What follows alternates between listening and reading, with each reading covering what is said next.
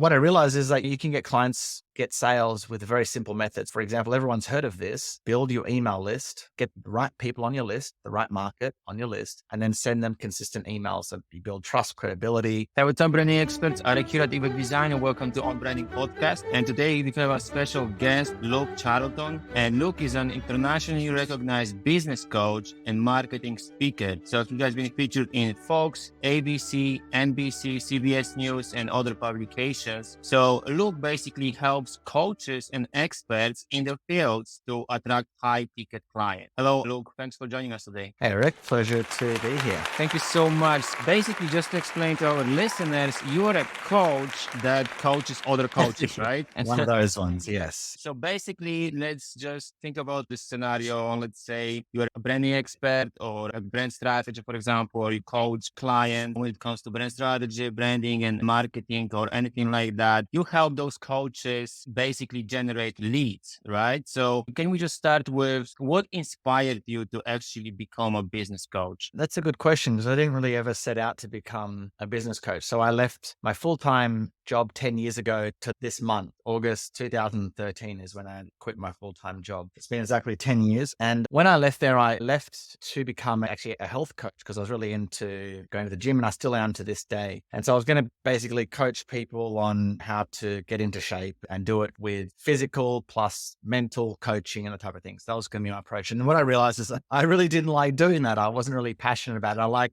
doing it for myself, but yeah, coaching other people in health and fitness, it wasn't something that I was passionate about, that I only found out after a while of doing it or trying to get that coaching business off the ground. But what happened was, when I stepped out to become a health coach, I really fell in love with like the business side of things, the marketing and sales side of things. And I found that I had, I guess, a talent for things like copywriting. And so as I learned what copywriting was and the power of copywriting and how to use words to basically make sales to get people to buy stuff from you, and I really fell in love with it. And then that's where things took off, and I just became very passionate about it, just learning everything I could about it. And because I was speaking to other coaches at the time and helping them with their campaigns, I just fell into working with other coaches because I was around coaches, because I was learning how to grow my health business at the time. So that's the short story about how I became a business coach. Yeah. So that's the story behind how you get into the space. So now I know that you've developed some unique approach, right, to getting high ticket clients. So can we just start maybe with common mistakes that coaches make? Because there is this misconception these days that you have to set up the whole funnel, which takes a lot of time and it tends to be complex, right? There's all those moving pieces that you have to figure it out, but you actually propose a different approach, right? Which you call like 15-minute email per day. Can you explain on that? Yeah. So when I transitioned from a health coach to a business coach, one of the mistakes that I made is I would chase the bright, shiny, like the latest and greatest marketing strategy. There wasn't really funnels back then, like it's popularized today by Russell Brunson, but there wasn't really these funnels with upsells and downsells. I was just doing networking, I had doing LinkedIn groups, I was doing online workshops, offline workshops. Like I think in the first 12 months, I did like 15 or so different marketing strategies. I was just throwing spaghetti at the wall and seeing what stuck, basically. So I was just chasing all these bright shiny objects. And I thought the more complex it was, the more kind of almost credibility it had. Because I was struggling so much to get clients, I felt to get clients must be really hard. And I focus more on the marketing method than the simple stuff, which is actually what makes it convert, which is knowing your market really well. Step one, knowing your market better than they know themselves. That's number one. And then once you know your market really well, then you craft an offer. You take your program or your solution, whatever it is, could be a physical product, and then you communicate that in a way where the market goes, oh yes, I want that solution. So we go the other way around as business owners. It doesn't matter whether you're a coach or not. Typically we look at our offer, our solution, right? Our product, our program, and we love it so much. And then we start talking about all the cool features that don't really resonate with the market, and we wonder why people aren't buying, when we should actually like almost forget about our product and just go to the market. Who's our market? What do they want? What are their fears, their frustrations, desires? And then go, okay, this is what they want. Oh, now I can go over to my program or my product, and now I can explain how it addresses those fears, those frustrations, those desires, etc. So that's the best way to market your business. And so when I realized that, I realized you don't need, coming back to your question, you don't need a complex funnel to get consistent clients. It's really just about getting the message right. It's about communicating giving your offer in a way where the market understands. And what I realized is that you can get clients get sales with very simple methods. For example, everyone's heard of this: build your email list, get the right people on your list, the right market on your list, and then send them consistent emails. So you build trust, credibility, and plus each email you can put an offer in front of them. Say, hey, if you want help growing your business, or if you want help with this problem, buy here or book a spot in my calendar, kind of thing. So your strategy to make sales can be very simple once you've got your message down. A lot of my clients that I run ads for, some of them have complex funnels. I don't recommend it. You can get just as good, if often better results with more simple funnels because there's less moving pieces, there's less complexity. And with a more simple funnel, you can see what is and what isn't working in relation to the message a lot easier. So for example, the main kind of funnel that I run with my agency and then I do for myself and clients and that I recommend to coaches or high ticket service providers is literally like an ad that basically pitches a phone call, get someone booked into your calendar right away from your ad. That's where the sale happens, right? As a coach or a high ticket service professional, where you sign the client up is on the phone call, right? On the sales call. So create a funnel that gets them on the phone. Now that doesn't have to be complex. Like the ones that I teach, like I have another business where I'm running, it's another coaching business that I have with a business partner. And this is our funnel. We literally pitch the program in the ad. Like the ad says, hey, so the market is helping women who want to create a secure income for their retirement. So showing them how to invest their money correctly and stuff. So we literally pitch the program in the ad saying, hey, here's our program. Here's who we help. Here's who we are. If you're interested in creating a secure income for your retirement, go here to book a spot in our calendar. We're getting a qualified appointment. So these are people, they click the ad, they fill out an application. After they fill out the application, then they go to a calendar booking. It's costing us $8 at the moment for someone to fill out the application and then go. And that's a qualified, because we actually disqualify people if they don't have the right financials because they don't have a job or whatever. We actually don't direct them to the calendar page. We just take them to a different page.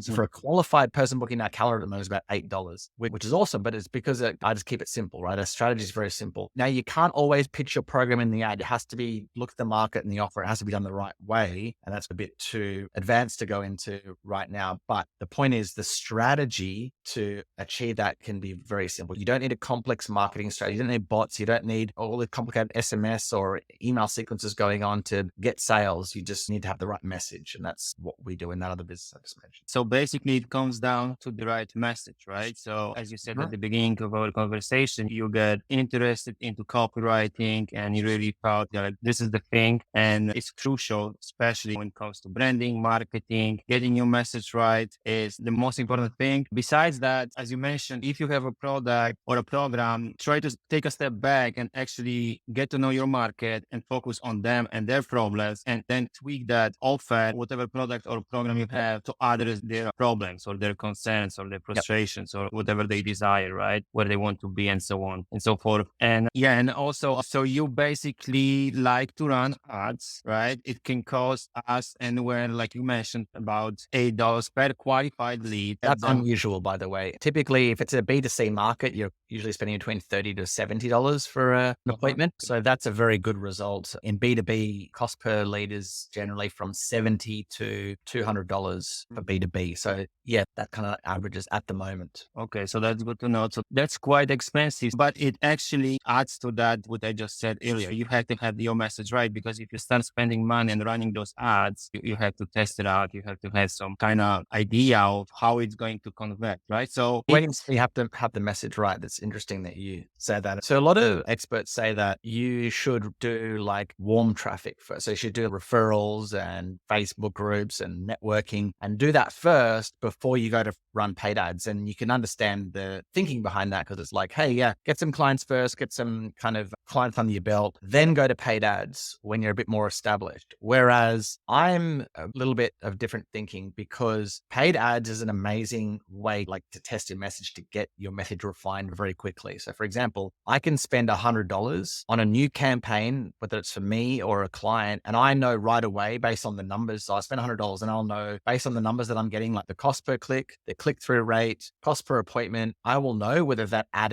angle is resonating or not. If it's not, I just turn off the campaign and I test a different angle. So I can test messages very, very quickly for $100 per test. Now, I will say by the way, that's amazing, because now I can, with warm traffic, it's much harder because you're getting so little people coming through your funnel or to your website or your blog or your Facebook group.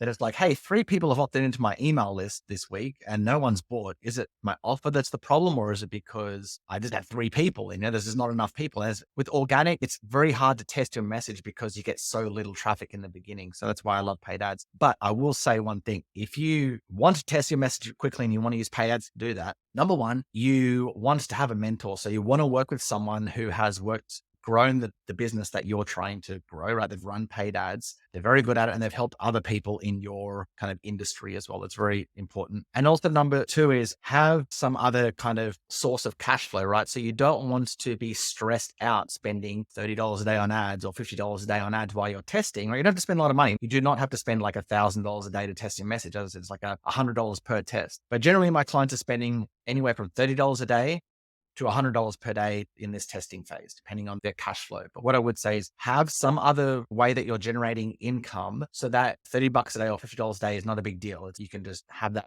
being spent on your ads and it's okay because you've got another source of income coming in. So I would recommend get a mentor, have some other cash flow coming in so you're not stressed out and you're not sitting there going, oh my gosh, I have to make my ads work. That's definitely not a place that you want to be in when you're running paid ads because you make really bad decisions. Okay, so those 2 things: have a mentor, have some cash flow, so you're more comfortable spending some money. So so as you said, and I just wanted to add to that, this is actually very true, as you said, because SEO, having a blog, running a blog or a podcast, that takes a long time and you're not going to have the result. The feedback with paid ads is immediate. So you can see the data, as you mentioned, and you can test it out immediately versus SEO, blog, podcast, that takes time. So that's the major difference. So you actually advise for people who are perhaps starting out or just growing in the industry and trying to position themselves as expert in their field to actually run some ads versus doing all these things that are much more complicated and take a lot of time. Is that correct? Yeah, I recommend, as I said, if you want to test your message in the shortest amount of time possible and get things moving in the shortest amount of time possible, paid ads will help you do that as long as you're with the right mentor. And what I also say is if you run paid ads and you're not an actual expert, don't do that, right? If you're not again, I help coaches, but if you're not an expert on your topic, meaning